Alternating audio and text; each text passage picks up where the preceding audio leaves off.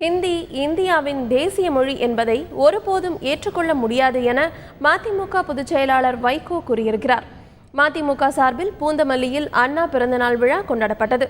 இந்த விழாவில் பங்கேற்ற மதிமுக பொதுச் செயலாளர் வைகோ, ஹிந்தி மொழியை தேசிய மொழியாக்க உள்துறை அமைச்சர் ராஜ்நாத் சிங் முயற்சிக்கிறார் என கூறினார். ஹிந்தி மொழியை தேசிய மொழியாக ஏற்றுக்கொள்ள முடியாது என்று கூறிய வைகோ, உத்தரப்பிரதேசத்தோடு இந்தியா முடிந்துவிடவில்லை என்றார்.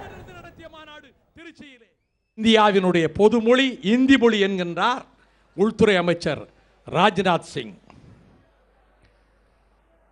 ஜனாதிபதி பிரணாப் முகர்ஜி பேசுகிறார், இந்தியா பூராவிலும் இந்தியை திணிக்க வேண்டும் என்கிறார். ஜனாதிபதி அவர்களே, உங்கள் மாநிலத்தைச் சேர்ந்த மொழியியல் அறிஞர் தான் ஆட்சி மொழி சம்பந்தப்பட்ட அந்த வாதம் வருகிற பொழுது எதிர்ப்பை காட்டினார்.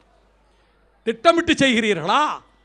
நான் ராஜ்நாத் சிங் அவர்களை கேட்டுக்கொள்கிறேன், இந்தி பொதுமொழி இந்தியாவுக்கு என்பதை என்றைக்கும் ஏற்றுக்கொண்டதில்லை. நாங்கள் அரசியல் நிர்ணய சபையில் இந்தியை தேசிய மொழியாக்க வேண்டும் என்று சொன்னபோது எங்கள் கண்ணியத்துக்குரிய காயிதே மில்லத் கர்ஜித்தார், தமிழ்தான் அது மொழிக்குரிய தகுதியை பெற்றது என்று.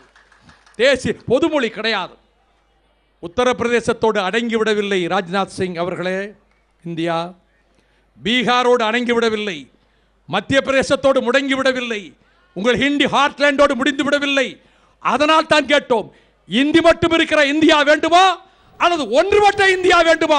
அந்த கேள்வியை மீண்டும் எழுப்பு. தேசிய ஜனநாயக கூட்டணியில் அங்கம் வகிக்கும் மதிமுக ஹிந்தி மொழி பிரச்சனையிலும் இலங்கை தமிழர் பிரச்சனையிலும் மத்தியில் ஆட்சி நடத்தும் பாஜகவை கடுமையாக சாடி வருகிறது.